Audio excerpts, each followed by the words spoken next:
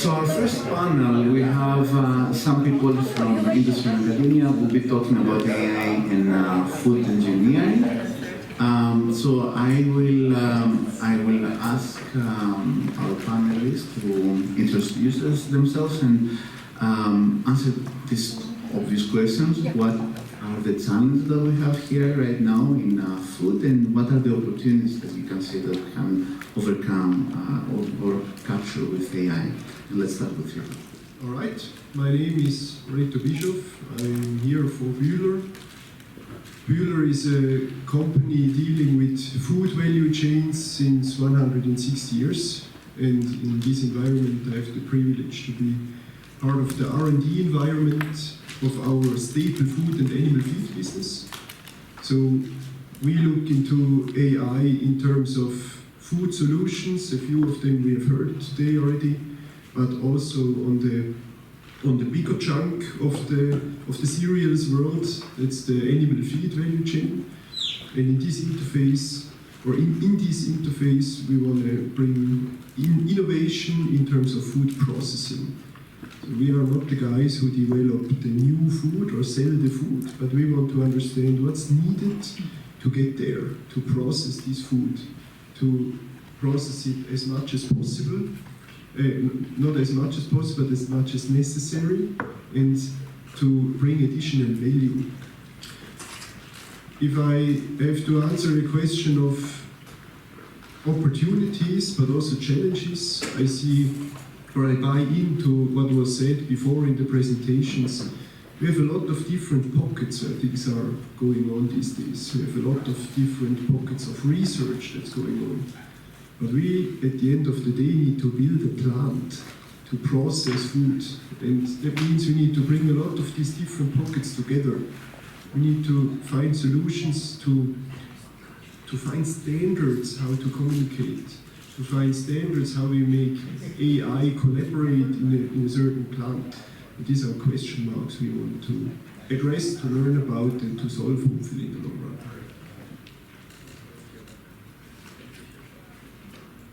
Sure, I can also talk a little bit about me. If you look into what we do at Bühler, I actually don't fit in that world. I grew up in the semiconductors world. I've first of all a mechanical engineering background, and then spent some years in the semiconductors world in processing wafers. And afterwards changed to the food industry, came to Bühler, spent a lot of time in the pasta industry, in processing pasta, developing pasta processing equipment and automation solutions, and more grew into this more holistic perspective over food systems, food processing systems around the globe. We do that with a fun team of technicians and engineers and food scientists in China, in Switzerland, and here in the US, in North Carolina. Well, thank you. Thanks, Eros, for putting this together and calling us. I appreciate it. So my name is Girish. It says up there. And I'm at WSU. I'm a professor over there, and I do a lot of extension. So within the land grant, I think many of you know, in extension we work with the industry. And the reason they hired me is because I was in the industry 10 years before I came to WSU. So I actually, let me tell you a little bit of the story, because that's how I got into AI in the beginning, but then I walked away from it. So years ago, when my advisor called me at Nebraska, he said, hey, I want you to come and model this extruder. Okay? That's why he called me, because extrusion is a complex process, those of you know. And I was using neural networks to model a drawing process in my master's. And that's how Milford was my advisor. He learned about it. He said, hey, Girish, please come and do this on the extruder. So that's how it started for me, where I got introduced to modeling and a little bit of AI and extrusion. So when I first got into the extrusion process, what I figured was it was very complex system. Okay? And then I started learning about food ingredients. Ingredients are even more complex. Okay? So I get a starch, corn starch, which is the simplest ingredient, you can think of it that way, But then I extruded at different conditions. I learned a little bit about it. Okay, now I can model this. Then a different batch of starch came in, performs differently. Okay? So what I'm trying to get to is like, I started looking at it, food, it's not like the incoming raw material is consistent. Okay, there you go. That's your first issue, right? And then how the food processing works is it doesn't work with one ingredient. Okay, I'm going to add 2 ingredients, 3 ingredients. Now they interact with each other, and we don't know how the structures are. The person who presented before, awesome. I would love to talk to you a little bit more. So the interactions between the ingredients and also in the processing, it's even more complex, right? So that sort of like got me to the point where, okay, I can't model the extrusion process, and even if I model it, I'm modeling it only for that machine and only for that particular set of ingredients, right? So I told Milford was my boss, I'll do this for you, but only for this machine and under these conditions, but I want to go and learn more. I want to have a whole different thesis, right? That's really when I got into food chemistry and learned about food chemistry. And the reason was I felt like we didn't have enough sensors to sense all these functional qualities, interactions of food ingredients in one process. So that was an issue, well, it was a lacking, right? So there was sensor issues and all that. So, but then my human brain was like sensing some of it, right? So then I figured out I can learn a lot more within just focusing on extrusion and make my brain the AI brain, okay? I mean, I'm sort of inherently saying that, but it works, right? So what we have in the food industry today is you go to any food industry, any company, there is expert on frying, there's expert on this, there's expert on that. I literally feel that, you know, they have sensed all these things and put them in the brain. If there is a way to draw that data and give it to Elvis, right? And then maybe he can create newer patterns and that can work better and faster, right? So I feel like there is data, but it's not in one place. So we have to figure out how to pull that all together. And yet today, still, we will never be able to understand, you know, how complex the details of these ingredients and their interactions and in the process. But I think we got to start somewhere. And maybe we divide and conquer this, but being able to like, okay, one process at a time and apply that process knowledge to the next one. So I think we got to do something like that. That's what I feel, but there's a lot of variability. And one of the good things you're doing, Alice, is bringing people together from different disciplines. That is super important. Because even within the food science world, I'll tell you, food engineers, sensory scientists, and food chemists, they all think differently. Okay, we struggle even within that to bring everybody together. Okay, so I think if we can integrate that better, then I think we'll be able to solve a lot of these problems. And this will only help us to create better foods, and ultimately reach the goal of a better life and sustainability. So sorry for going that route, that story, because hopefully that makes sense to you, and I'll be happy to talk more. And as far as my other background is, when I was in the industry, I worked on extrusion and frying. Those are the 2 technologies I worked with. Like Frito-Lay taught me how to fry potato chips. Okay, I didn't know there was so much behind potato chips. There's like a lot behind potato chips. Okay, and then make corn puffs, right? And then over time, we have evolved and learned more about it. And at WSU, I work on extrusion and ingredient functionality. Those are the main focus we have. I'll pass this on. Good morning, everybody. I'm Nitin. I'm a professor in the Department of Food Science and Technology and the Biological and Ag Engineering at UC Davis campus. I'm one of the co-PIs of our AIFS Institute. We call it AFIS. When we actually started the name of it, there were a couple of other keywords. If you search AFIS in Google, it comes with a couple of other things out there. But it's a unique institute, actually, although we may have some similar names out there, because it brings actually food engineers, food scientists, engineers, plant scientists, social scientists, and more importantly, computer scientists together as a team And not only at UC Davis, actually, our colleagues at Cornell, our colleagues at UC Berkeley, UCNR. So it brings a unique team here in this case. And I'll tell you a story about my background and how I got involved in it and what I do currently as a part of it. So I'm trained as a chemical engineer. I was fascinated by refineries. I thought, they are the most wonderful things where you can separate, C6 from C7. Those who do chemistry would understand C6 and C7 are very difficult to separate, and refineries do it very well. We get petroleum in our car, that's how it comes out to be. It has to be precisely C7, C8. So, but I got disillusioned by the chemical industry, but partially as a young person, I thought, we are creating a lot of impact on the environment, and maybe I should pursue food. And I went to food science department to do my PhD program.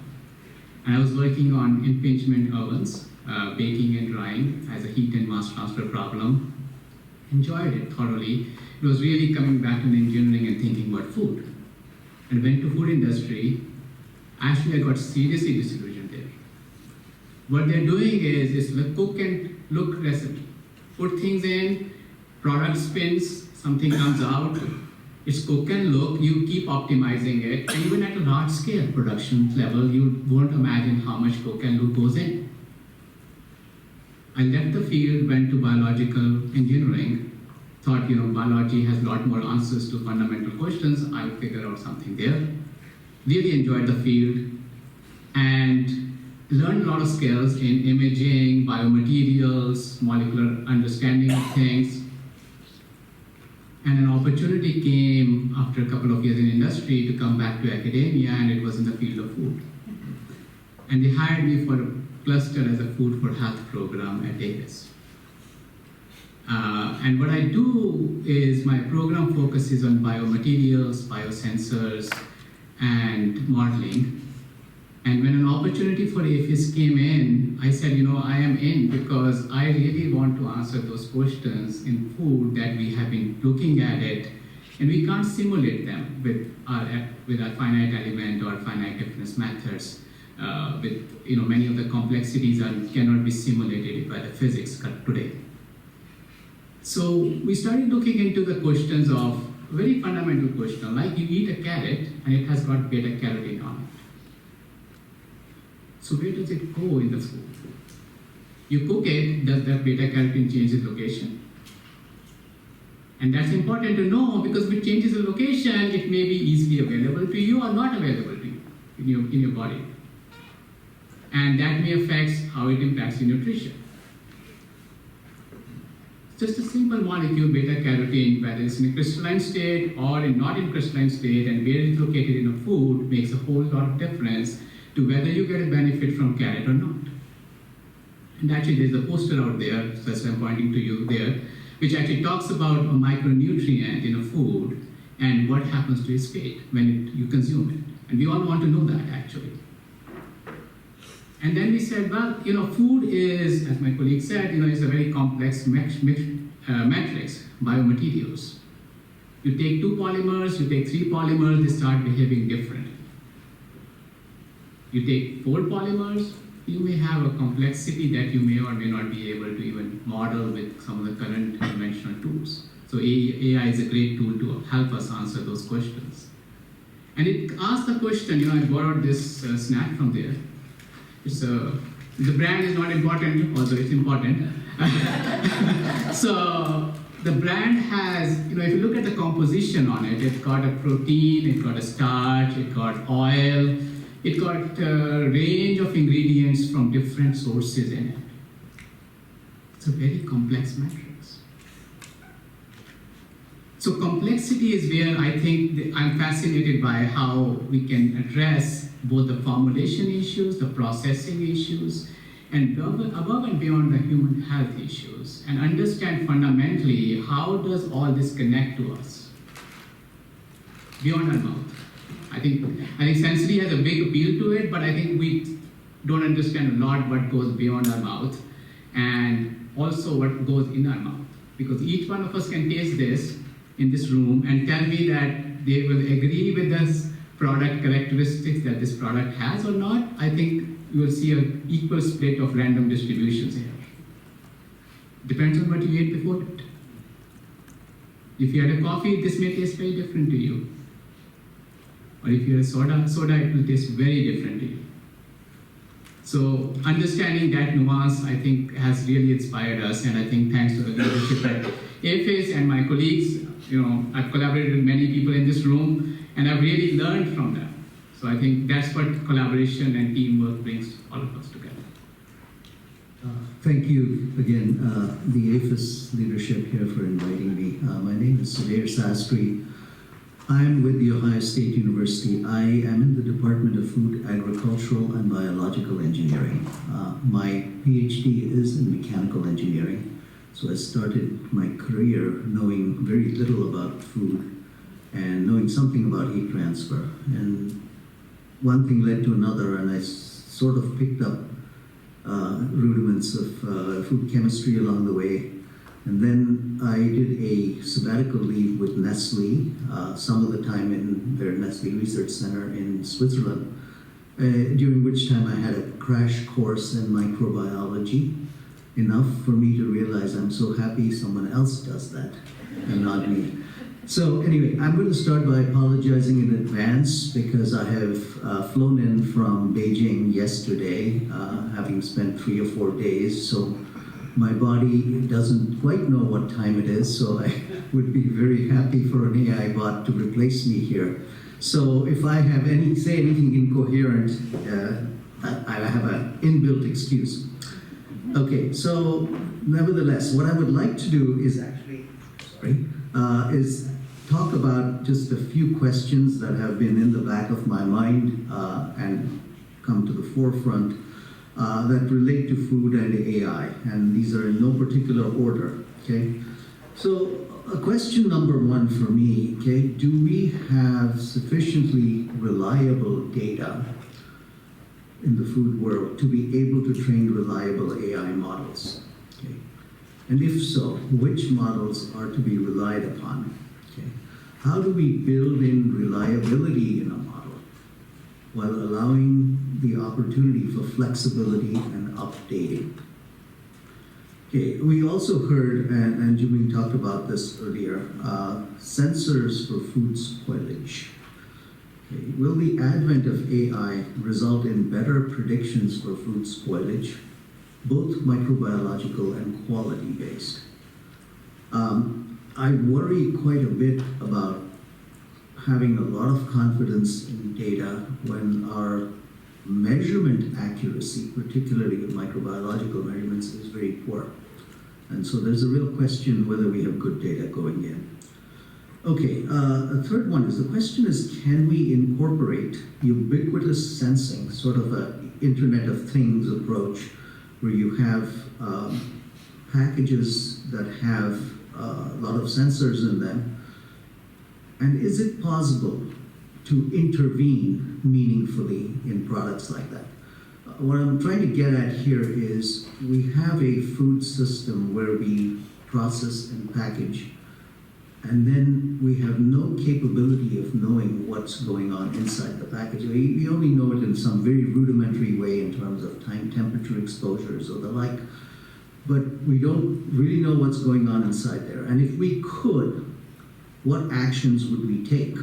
Would we take, can we take a process operation that would intervene? What we have now is an open loop control system. You send a product out with an initial process, and then you rely on preservatives, or you rely on temperature control, or you rely on something external to it. Is it possible to actually take sensors and then take meaningful action, to actually take action to prevent food spoilage and food wastage? Okay, so that's another question. Process control can currently be automated because large safety factors are built into thermal processes. So if I have a process deviation in a plant, we have a pretty strong factor of safety, so we can make a decision, even though a process authority currently does it. of being able to make a reasonable decision that is not going to compromise the safety of the product. With the advent, though, of minimal processing, we don't have those same factors of safety. So such safety factors are no longer built in. And so how can we use AI to negotiate these tricky process deviations when we don't know what the consequences? Okay, the next one is, if human operators are involved, how can we integrate AI into their response to emergencies? Okay, will AI help or hurt in critical situations? And who is responsible in cases of catastrophic failure? Okay, and then the last one that just kind of popped up was the our agricultural system is rooted in dirt. I mean, essentially, it's a very dirty environment, and we go very quickly from that dirty environment to a super clean environment. How can we make the transition from that dirty environment to the clean environment very quickly and seamlessly? I was intrigued because I had a conversation recently with a group that was talking about the avian flu issue, and they were discussing means to prevent transmission of avian flu within animal facilities. And we had a person, a agricultural engineer who worked in those facilities. This person was happy with a 70% reduction in the pathogen load and thought this was great. And the microbiologist sitting there was horrified and talking log cycles, multiple log cycles. So we have a long way to go, but those are my random thoughts in no particular order. Thank you. Excellent.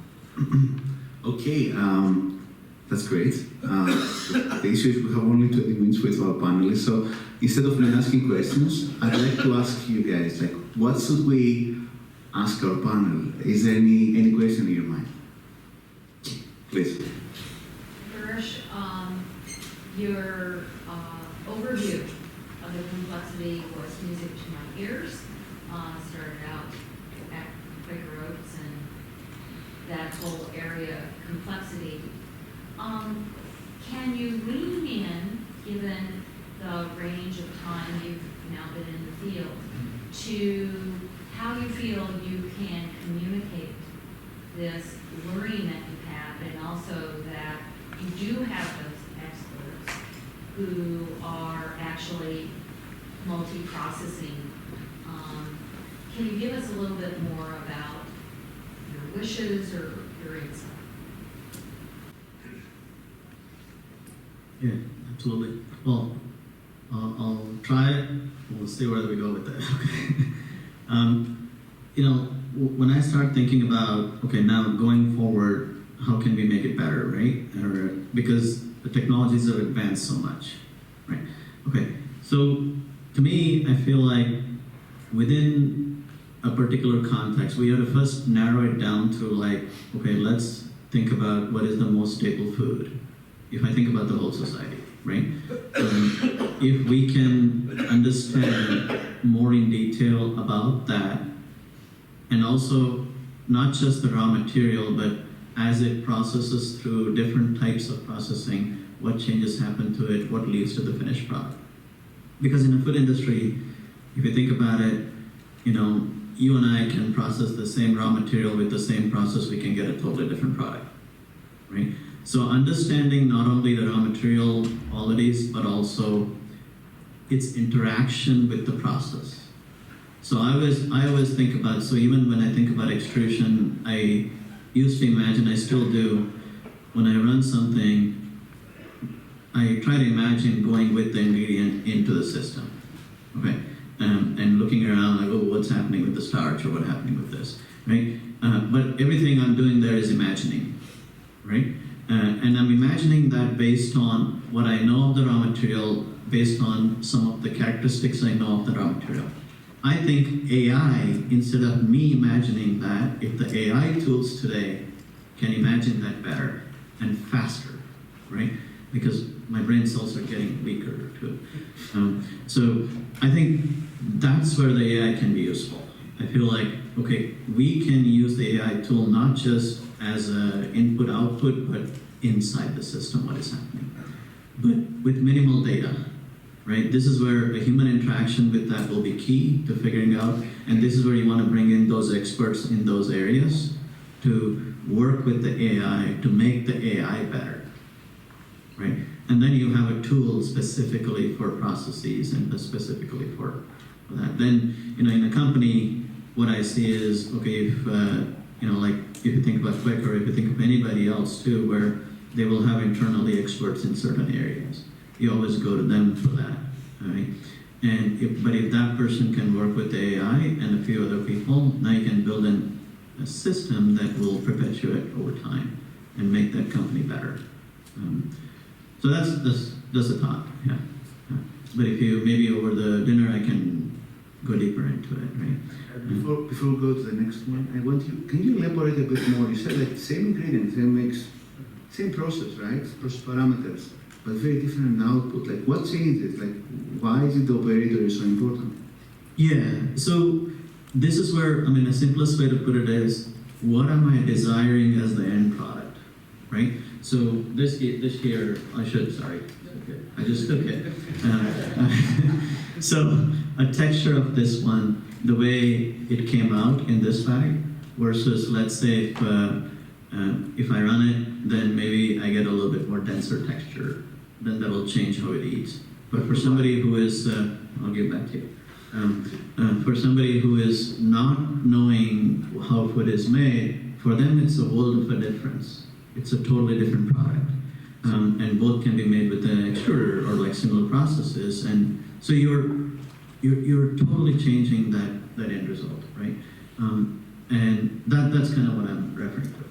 Thank you. And it's an interaction inside the machine too, right? Because that's often people, at least from what I see in the industry, is like we forget that you need to understand what is happening inside.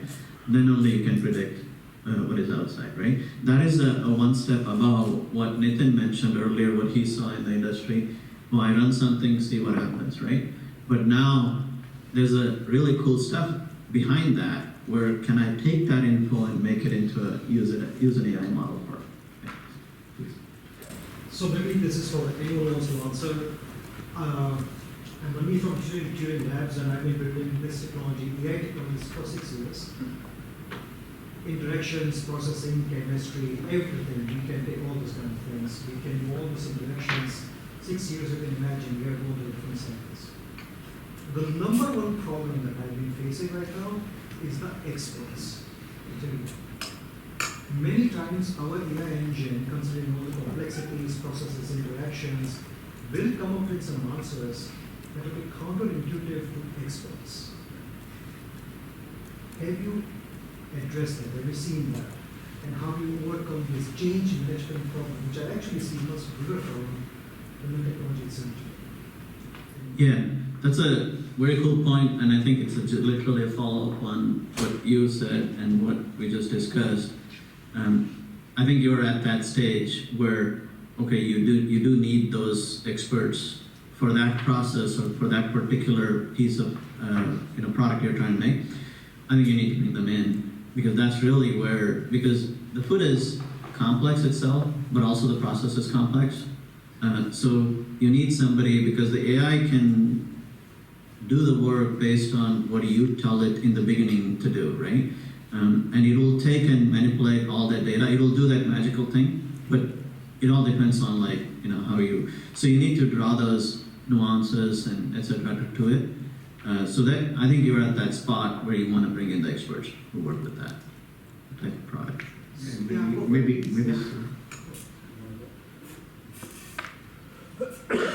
Thank you. This is a question that has sort of bothered me for a little while. Is if I have a domain expertise and I have years of experience to bring to bear on a problem, and then all of a sudden I'm being told that I'm wrong. There's some disconnect there, and I liken this to a surgeon who's in the middle of a surgery and is relying on his or her expertise in that situation, and then the AI comes in with a different conclusion, and I'm not sure how to operate. So you don't want to be paralyzed by it. To that extent, I think at this stage it can only be in an advisory capacity, but perhaps not in mission critical operations. I don't know how to deal with it in any better way. So I think I'll tell you from a research perspective, problem that we encountered. We work on microbial detection. For ages, we have grown microbes on a plate, and they form colonies. Colony is almost like a city that they form a network of cells there. And when we grow microbes on a plate, we wait for it to look at it, and it's generally a macro scale colony, I call it, because you can see with your naked eye. And they all look the same to your naked eye. You can't tell this is E. coli versus Listeria. You may be in some cases, but really not. So we asked the question a couple of years ago in collaboration with a colleague here, what happens if I could look at a micro stage and use machine vision to tell the difference? So we looked at that, and if you look at it, the gram positives and the gram negatives, there are two categories of bacteria, just for reference. The gram positive and gram negative difference is so obvious that human can tell, even at a micro scale, that they are different.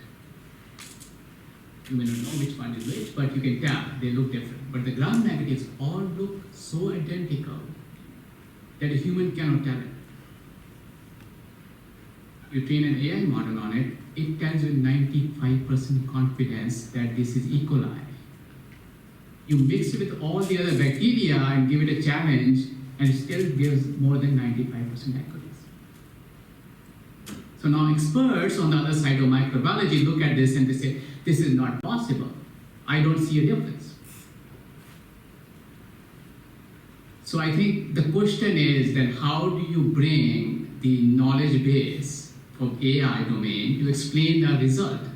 So you build some explainability in your result. What are you seeing the features? Are those feature maps something that we could attribute to some differences? So I think there are amazing things that are happening in this field.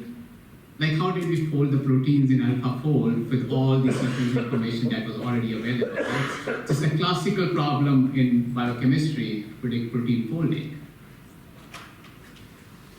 Humans could never predict that folds before, but the machine could, with all the same data. So I think we need to expand how we think about this horizon problem to see that are we interacting with the human-machine interaction part of it, and how do we train people to do that? Also, we need to explain the AI models to have better explainability. So that you explain to an expert that what features you're seeing potentially. And better these models become in explainability, I think the humans will start perceiving that. I just had a comment, just as part of this same discussion, is the quality of the data that are available. My suspicion is that in a situation like that, the data were really actually very accurate and good, but we didn't have the capability to analyze it. Now, I'm not sure where the data are in many of the models that we're looking at, but if you have data built, have models built on questionable data, and it's very hard when you start looking through the literature to identify which is a good paper and which is a less reliable paper. And there lies a bit of a problem there. Thank you. Consider you just touched on what I wanted to ask about. A lot of our AI data is based on today's internet. What about all the old great dissertations that exist for, I've read presentations on steam heating from the 1800s that are magnificent. And where is that data? Why isn't that in the AI model? Because those are the foundational pieces that we're missing right now. Without that, we are capable of hallucinating on anything because we don't have the foundational data to pull that from. Actually, I'd like to take this over. So as an AI guy, okay. So that's a great point. It's not only the 1800s like steaming that people may find interesting or may not. It's generally, there's a lot of data, a lot of workflows, a lot of knowledge, right? That is being in these dark pools May that be because they have not been digitized yet, or may that be behind a firewall or proprietary information, right? And the question is like, for the good of humanity, how can we maximize the knowledge ingestion while making sure the IP, intellectual property, and all that is being protected? And I'd like actually to ask Rito about, because he's coming from Bueller, amazing knowledge base when it comes to a lot of those processes. What's your thoughts about this? We have a lot of those papers stored in the archive, in the cellars in Switzerland. And we discuss a lot, how do we get those now into our application centers as a knowledge base to develop products together with our customers on this. And this actually goes a little bit back into the question before. What we observe now is, you're right, with the cook and look approach in the food industry. We are so used to this. And now if we can combine this approach together with new knowledge gathered out of AI models, be it dealing with all the history data, more on the LLM side, but also on developing models of these processes, going into modeling, maybe not perfect mathematical models, but then we use additional AI-generated data to combine an interesting data set. Then with this we go back to the cook and look approach, where we can leverage like the traditional perspective combined with the new one. Where of course, where we struggle is we have a bunch of knowledge that we generated in the past. In the meantime, there are good approaches to digitalize this, to make this intelligence accessible, but it's getting interesting if we do this together. We have kind of a process perspective on certain things. Our customers have a lot of interesting knowledge about the products itself. At academia, we have a lot of knowledge about the details, what's really going on in the food we generate. And I think there we still struggle, how do we bring this together? We can do it in the fancy application centers to deal with this at the daily basis with our knowledge, but it's really changing if we find kind of a standard level to communicate with probably sensitive data and generate new food out of it. So we didn't solve it yet. We do our homework to make our things more accessible, but we need to find ways to do this together across industries. Thank you. Any other quick notes here? Before we go to our next one. Yeah, well, one question. Sure, go for it. Yeah, so hi, I'm from Amazon. So I have a question regarding to connecting AI and the food together, because in the end of the day, AI is a software. Well, in the food engineering, there's a lot of hardware, and you need to feed data to AI for training the model. And I want to know like your thoughts about, especially when it comes to a scale. Software is easy to scale, but hardware, I want you to understand like your thoughts on how to scale the hardware to feeding the data to AI for training. And a follow-up question to what you were mentioning before is that AI also needs a feedback loop for training it to improve its behavior. You said you can bring experts to adjust by its behavior and performance, but when it comes to a scale, you cannot have like tens of experts to adjust by it. So I wonder what's your thoughts on improve its performance into the engineer for the AI. I don't answer the whole question, but I start a little bit in terms of the hardware and the scaling factor. I think that's an interesting one. If we look into how we generate data in a more laboratory environment,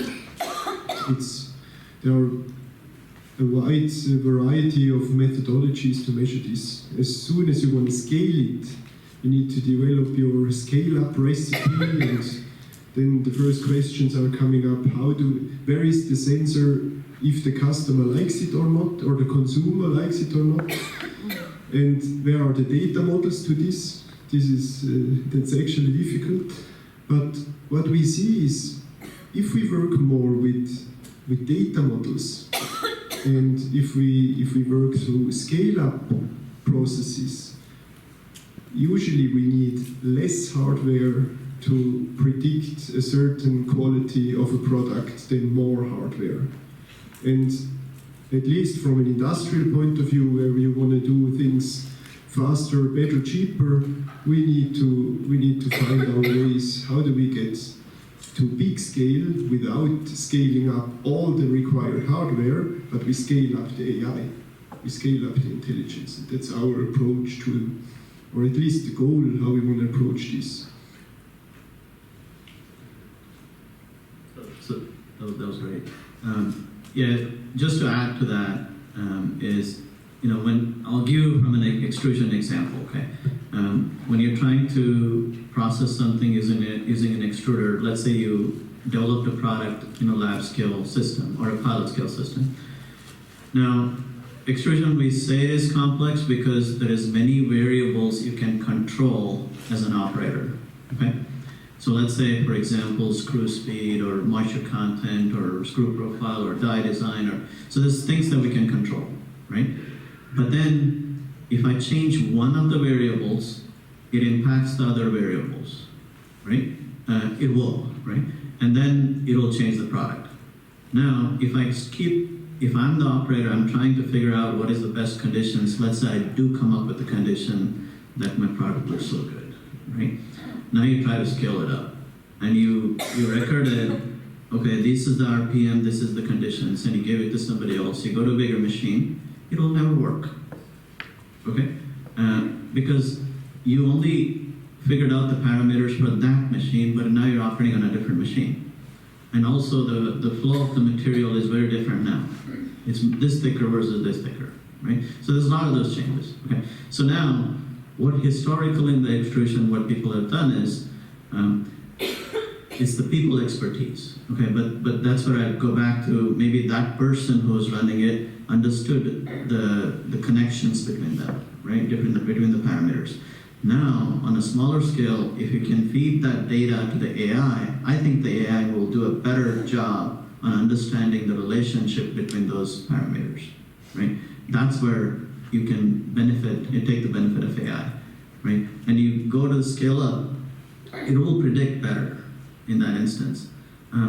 But to address how it has evolved in extrusion is, now we look at not those parameters, we look at how much energy you put in per mass flow, or what is the change, what is the material characteristic before it expands. Now, my goal is to get to that material property versus conditions, right? So now, if the AI can also take that data, I think it'll do that job faster for us, right? Now you'll be able to scale up faster. You don't necessarily need a lot of sensors, is what I'm trying to get to. On similar point to what Redo said, right? So I think it's not like a clear path, but I think with expertise, with knowledge as we have as humans, we can take the benefit of AI, learning that faster and developing solutions. Let's thank our panelists.